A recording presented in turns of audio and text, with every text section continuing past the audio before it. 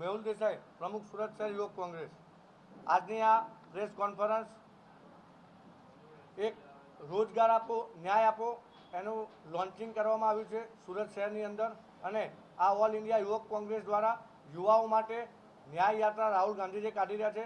એના માટે યુવાઓને જોડાવા માટે દરેક શહેર જિલ્લાના જ્યાં જ્યાં યુવાઓને અન્યાય થયો છે એના ન્યાય માટે આજે રાહુલ ગાંધી એક પદયાત્રા કરી રહ્યા છે।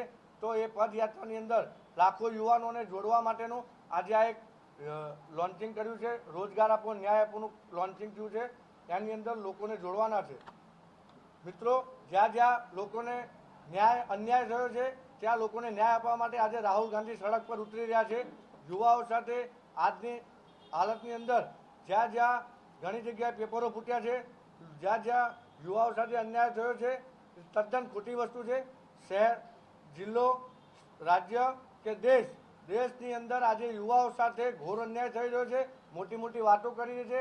હાલમાં જે બજેટ પાસ કરી રહ્યું છે એ બજેટમાં પણ યુવાઓ સાથે ખૂબ જ અન્યાય થઈ રહ્યો છે।